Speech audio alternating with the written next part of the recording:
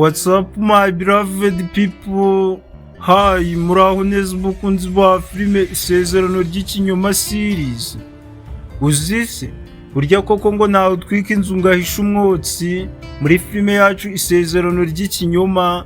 Wa mugabo ngo ni Ezekiel wiyise Jack agamije kugira ngo umugore we Belinda atazigera amenya ukuri. Ibyo byose byamaze kumenyekana. Uwahoze ari umugore we Uwera amabanga ye yose yamaze kuyashira hanze.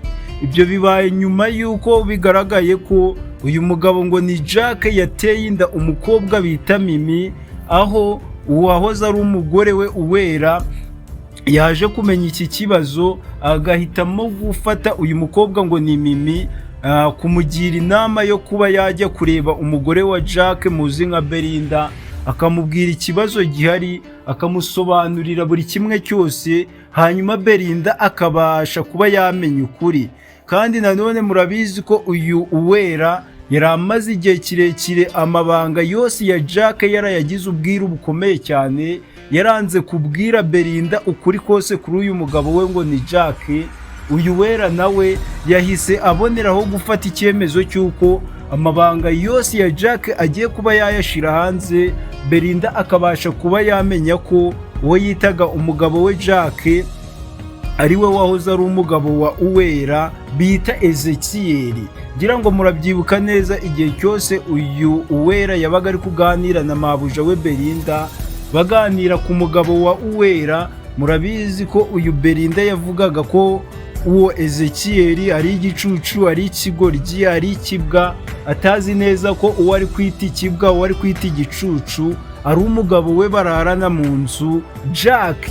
Uyu Belinda ntabwo yari yarigeze amenya ko Ezekiel ari we waje guhinduka Jack agamije gutsiribanganya ibimenyetso kugira ngo Belinda atazigera amenya ukuri.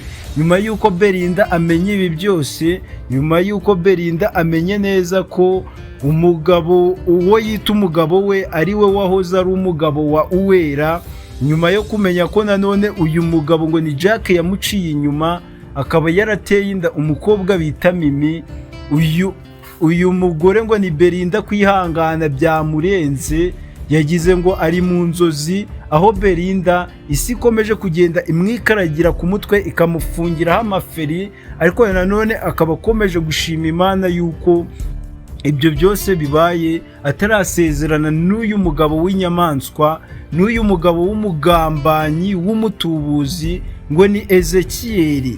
Ibya Ezekiel byose byamaze kumenyekana, Belinda yamaze kumenya ukuri, Uwera byose yamaze kubishira hanze. Ahasigaye uyu mugabo ngo ni Jack ashobora kuba agiye kwirukanwa akabura byose nk'ingati imennye, ndetse na mama we adasigaye. Murabizi ko uyu mugabo ngo ni Jack yari afite gahunda yo gusezerana na Belinda isezerano ry'ikinyoma, bamara gusezerana akagira access cyangwa se uburenganzira ku mitungo ya Belinda, agatangira kuyigurisha gahoro gahoro, isigaye akaba yamwiba n'amafaranga ari kuri konti, ubundi akigendera akajya gushaka undi mugore.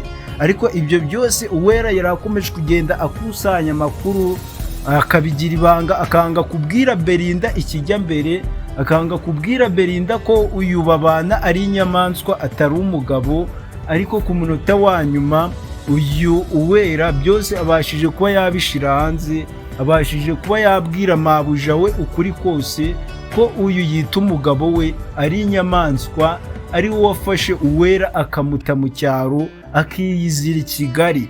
Guys, ibintu bikomeje kugorana nyuma yuko uyu Uwera afashe Mimi akamugira inama yo kujya kubwira Belinda ko Jack yamuteye inda. Ibi byose bihinduye isura, Belinda afashe ingamba zikomeye cyane, usibye no kuba uyu mugabo ngo ni Jack agiye kubura byose nk'ingati imennye, ashobora no kuba agiye gutabwa muri yombi akaryozwa ibyo yakoze. Guys, filime Isezerano ry'Ikinyoma ikomeje kuba battle, fire zikomeje kuba fire. Ni filime iryoshye cyane, ni filime ikomeje kugenda ishimisha abakunzi bakunda filime nyarwanda, ni filime ikomeje kugenda yigarura imitima y'Abanyafurika, ni filime ikomeje kugenda ikora ibintu bidasanzwe. wowe icyo tugusaba nta kindi ni ugukora subscribe. Ureba munsi y'iyi video gato uraza kubona akabuto k'umukara kanditseho subscribe, ukandeho ufungura akazogera ka mbere kuri all notification kugira ngo episode zose za filime yacu Isezerano ry'Ikinyoma ukomeze kugenda uzibonera ku gihe.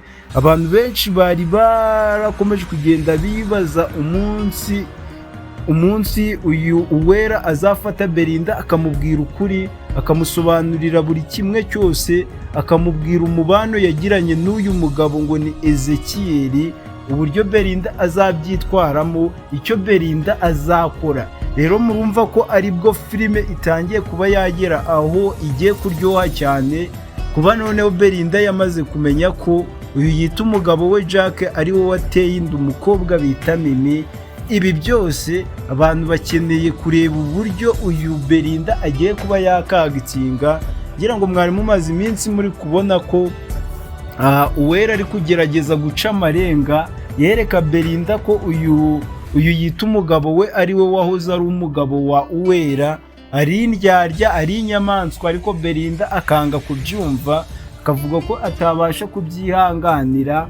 Ariko ku munota wa nyuma uyu Belinda abashije kuba yabimenya byose. Igikurikiyeho ni ukwibaza ngo Belinda ni iki agiye kuba yakora. Rero ibyo byose kugira ngo ubashe kubibona ni uko uri buze gukanda like, nako gakumwe k'ikiganza karebye hejuru, kandaho ubundi duhe igitekerezo cya hasi muri komenti, shira udusitika tw'imitima twinshi cyane hasi muri komenti, mukomeze mugaragaze urukundo, dukomeze twirebere filime iryoshye cyane, filime ikomeje kugenda iyobora sinema nyarwanda, aho Belinda we yakomezaga kugenda abwira Uwera ko adashobora kwihanganira umugabo umeze nka Ezekiel.